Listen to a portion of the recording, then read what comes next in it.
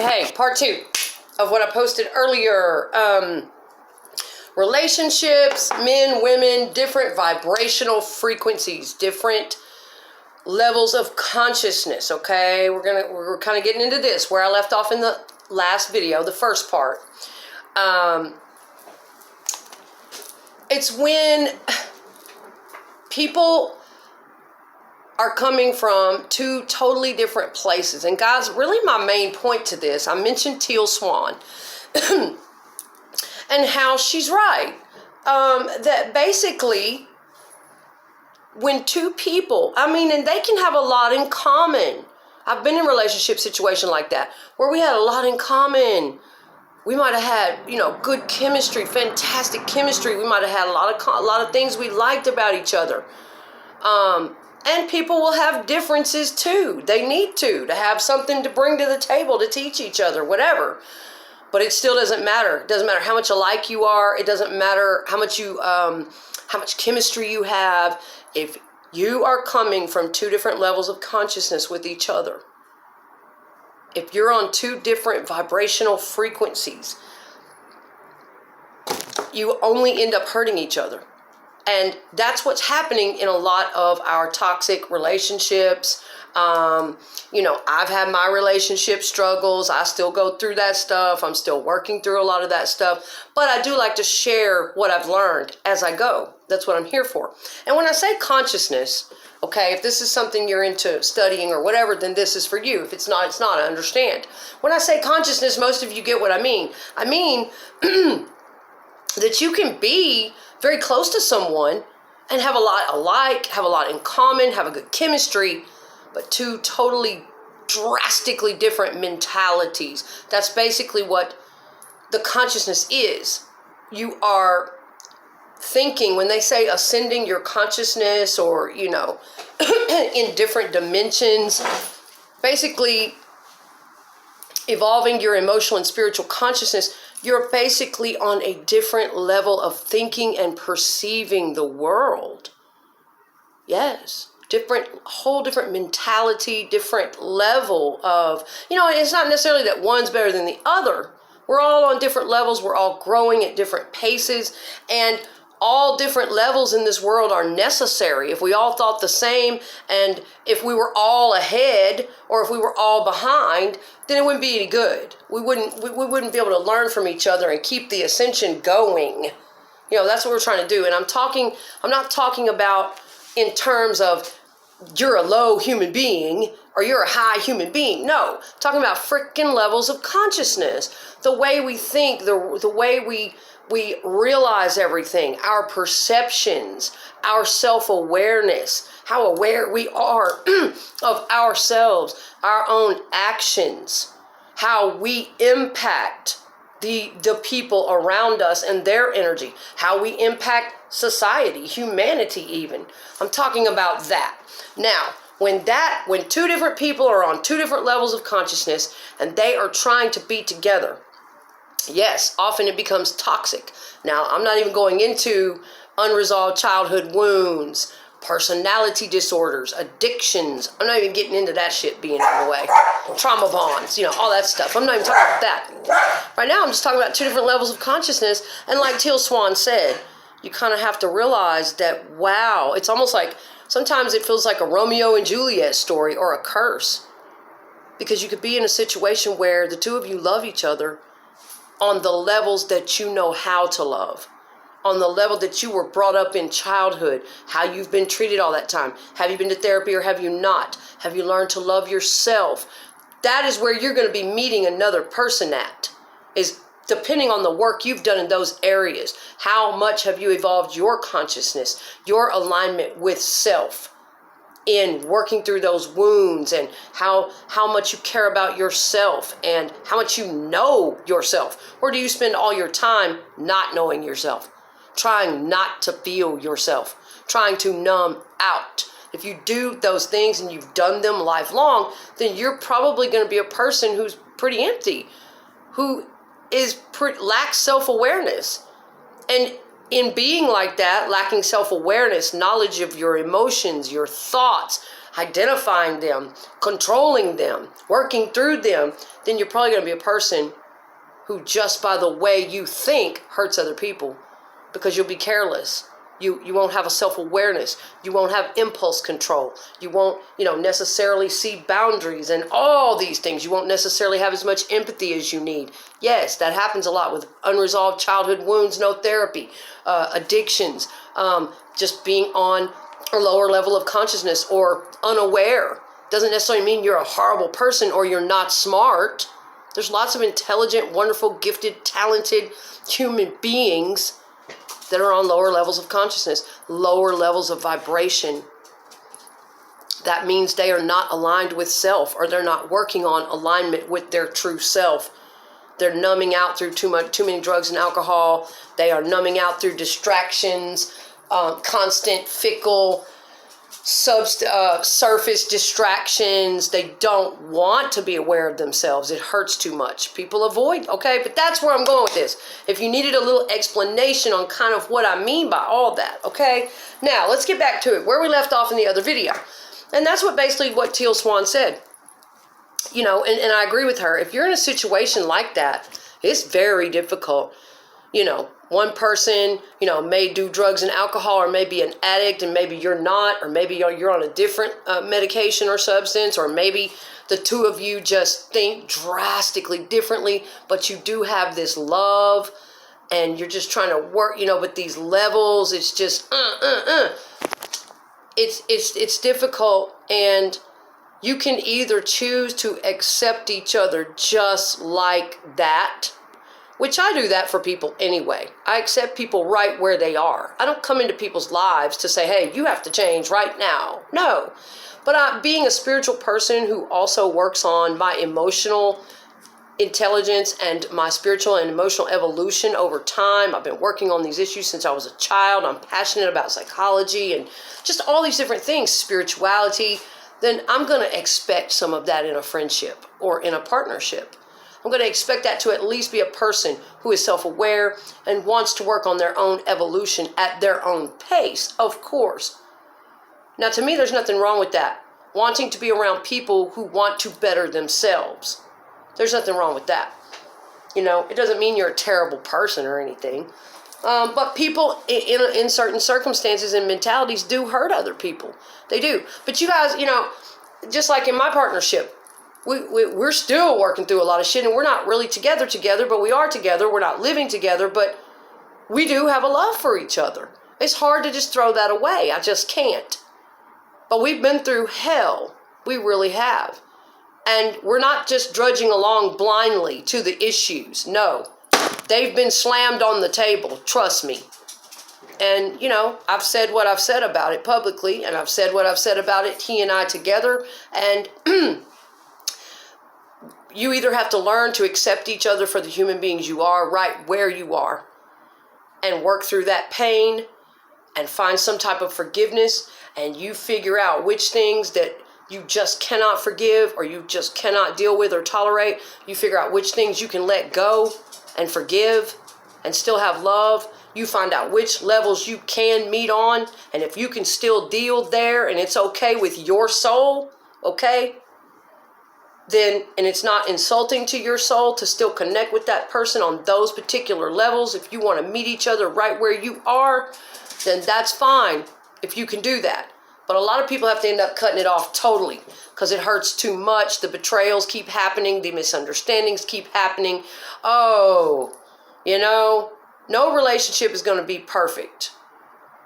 There's a lot of things sometimes we just have to go, okay, I'm not going to fight that battle anymore. I know it's going to be like that. Fuck it. I'm going to have enough love for myself to just go on, carry on, and I can still love that person on the level that they're going to be on. For me, that's what this life and love is all about, is learning these ins and outs. Not necessarily just shooting through a relationship quickly like that. Are you the one? Are you perfect? Is everything good? Okay, cool. No, it doesn't work like that. It just doesn't fucking work like that.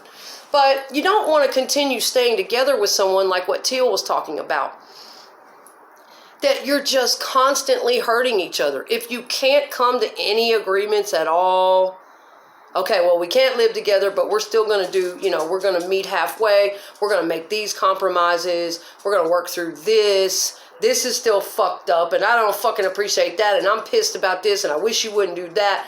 But we can still find a way to respect each other and come together in this area. If you just can't do any of that, and you're that hurt and angry or whatever, and you just keep on trying to change each other. I need you to be this. I need you to be this. If you're trying to do that to each other and it's just not happening, that's when you're on two different vibrational frequencies, and a lot of people just have to cut it off. They're just not right for each other. And, I've had to come to terms with that shit. It doesn't matter. It's like, we can't force people. That's not what love and friendship is about anyway, is forcing another human to be what we want them to be.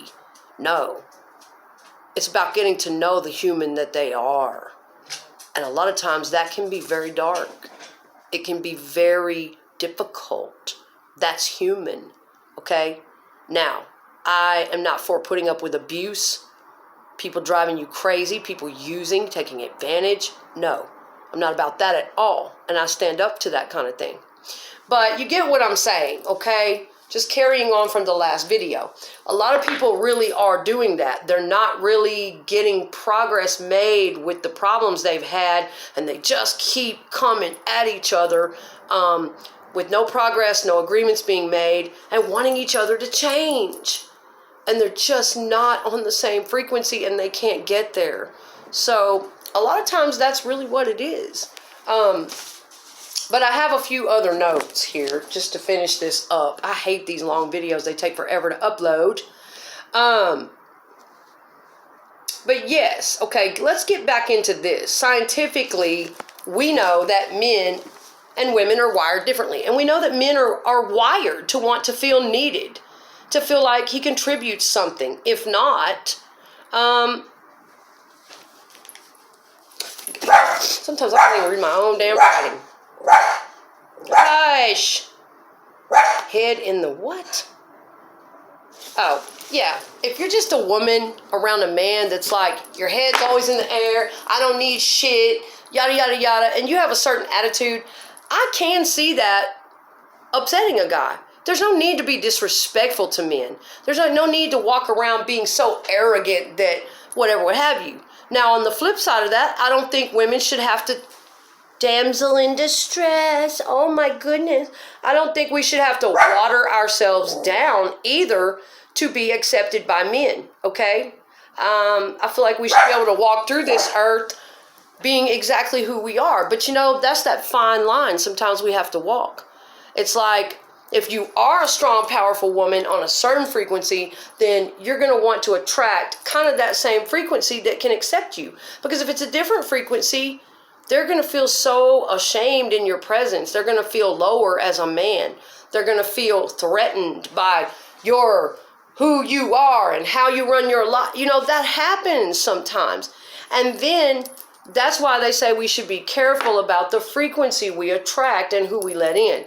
Because if they are on a different frequency and you do happen to fall deeply for them, then you're going to be tempted to water yourself down into non-existence. And to become smaller and smaller and less, so that man won't feel bad about himself. And so that, nobody, men nor women, should have to fucking do that. That's what I'm getting at. That's why it's difficult to be in a relationship with someone when you're on two different frequencies. This is already at 14 minutes. I've only got about half of it out. I have to go so fast. But that's the damn problem when you're on two different frequencies. Is that they're not going to accept you and for who and where you are. They're going to have all these hidden resentments and things that they are embarrassed to tell you, inferiority complexes, and they're just going to feel a certain type of way in their ego, and they're going to, oftentimes that's why women wonder. We got Halle Berry, we got, God, I could name so many strong, powerful, beautiful women. Gwen Stefani, I could name dozens of them that have been cheated on by their husbands. And a lot of people will wonder, why are these strong, powerful women, they have everything, why is it happens to everybody? Because It doesn't matter. If you get with a person on the wrong frequency, you're on two different frequencies, right?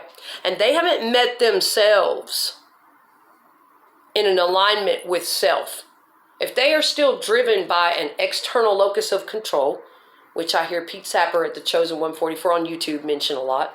If they're still externally motivated, they haven't met themselves in here and developed a more internal locus of control, to where they accept themselves. They feel good as men. They approve of themselves. They have worked on a lot of those childhood wounds. If they haven't done a lot of that work and can stand, and be in their masculinity and be okay with it, then they're going to have a problem with you in your power as a woman. They're not going to be able, and they're also going to start rejecting you, resenting you secretly. And yes, a lot of times people wonder, damn, she got dumped for this girl that, whatever, doesn't look half as good or doesn't have half the motivation. This one person had her shit together. She had this and this and this. And she was, in her strength. She was a great person and there for him and this, that, and the other. And she just covered all the bases. And a lot of times those types of men, certain types of men will dump you or start looking around behind your back for a person who doesn't do all that. For a woman who is needy, broken, strung out, depressed, low self-esteem, a little bit more needy. That's right. And you know what that means? Is that man has insecurities. That man feels low self-esteem. That man actually doesn't feel in his ego good enough to have you. He feels ashamed. He feels, and he's not wanting to put out the effort to get up to that level. And it's just making him feel just not right. That's what I'm saying. The vibration is just not right. And these things happen. So it doesn't have anything to do with you a lot of the time, especially these people that are covering all the bases, especially if you're with a narcissistic person, you can expect that shit. That's going to happen. A lot of people cover all the bases. I'm talking cooking, cleaning. They work, they make money, they decorate, they're thoughtful. They cover all the bases sexually. They're open to things. They're loving, they listen. They hit all the balances. They give just enough space. They're not too clingy, but they're clingy enough. They show interest, affection. You could cover all the damn bases with a highly narcissistic person who's very empty in their soul and very low self-esteem. They are always going to be looking for more people behind your back. Always. And that's what I'm getting at. When you're on two different frequencies like that, when they have not met themselves where they need to be, that's why. It's never about you, see? That's right. And it can fuck with your self-worth. No matter how strong, beautiful, powerful, motivated, loving, sexual, it can still fuck with your self-esteem when you're with a dude like that. But you gotta know, it's not about you. It has nothing to do with you. It's the opposite of what you think. It's because you're scaring them. No, I've literally had a man tell me this right out of his own mouth. And I've seen it several times in my past experiences. I know what I'm talking about. A lot of times, you're scaring them. They don't feel like they're good enough or they can live up to that. That is when you're on a wrong vibrational match. You're not with the right frequency. And that is so hurtful and so sad, because what are you supposed to do then? If they don't want to rise to that frequency and start becoming more self-aware, start working on their childhood wounds, start working on their self-esteem, aligning in their power and feeling better about themselves to meet you, to match you, and you two continue to rise together, if they don't want to do that, then what are you supposed to do? You know what? A lot of women end up lowering themselves, becoming less than, broken, worn out, not concentrating on their business, not being who they are, not being in their full power. That's right. And they sell out for that relationship and they end up toxic and broken and resentful and losing everything in their life. I mean, it's terrible. Or you can either do that, or your other choice is to leave them, to choose yourself, because they can't meet you at that vibrational frequency and they're toxic. And you know what's going to happen to you. You can put some distance between you and give them time to work on themselves and see if they will. But a lot of them will resent you for creating that space and trying to give them time to even work on it. A lot of them will resent you for all of it, trying to work with them and everything. Or you can just leave their life totally and just say, hey, you know, this isn't a good fit. It's just up to you. But I'm just saying, these are the examinations. These are the things that go on. Or you can take some distance and just focus on working on you. And whatever it is they're going to do, you can still stay in their life. But you can also put those boundaries down. That's what I've had to do too. And realize that, hey, we are on two different frequencies. When we can vibrationally match, okay, we'll connect in those areas. But the other areas, we're on different levels right now. And that's not a good thing for me. So that's what you can do. Those are some of your options, okay, when it comes to stuff like that. So, you know, I do know that men and women are wired in different ways. See, I've talked about the rejections. Boy, this video has just gotten too long. I don't like having to upload these long-ass videos, but I had a couple more points I wanted to make. Yeah, and I've told you, of course, no man wants a woman stomping him to the ground, being nasty, aggressive, disrespectful, not appreciating him, making him feel less than. No. I feel there should be a balance in order to really get along in relationships. We do have to take the time to understand how human nature works, how people are wired, and where the hell they are emotionally and spiritually. Yes, when you take time to understand that. And a lot of people don't even think of this shit. They just fight and go on, break up, lose each other. They don't know what the hell the problem was. Don't even take time to figure it out. Yeah. But I think this matters first and foremost over even our most primal genetic wiring. The more you invest in your own emotional and spiritual growth and evolution and in your own identity as a man or woman, your own self-love, respect, and purpose, self-acceptance, just like I said earlier, where you're not just this empty hole running around like an infant child looking for a mate to complete you, the more you are aligned with yourself on this higher frequency. Yes, that's a good way to get there.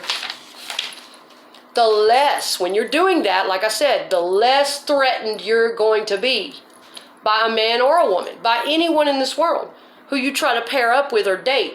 You will not be as threatened by those who are strong and aligned in themselves and their identity, power, and purpose. Self-awareness. You will not feel scared of people who don't just need you or they'll die without you. Those kind of people, you know, or they'll die without your approval. Those kind of people won't threaten you anymore. Confident people won't threaten you anymore. You won't be scared and have to run off to, you know, find a whole bunch of other whatever. You'll be able to stand comfortably beside that person, that frequency in a man or a woman, and no fear or shame or inadequacy. Feeling of inadequacy or feeling of inferiority when you're with them. There are some cases where the person is not very aligned with themselves, man or woman, do not know who they are, their purpose, identity, desperate for approval, external locus of control. I talked about that. Look it up if you're interested. It's better if we can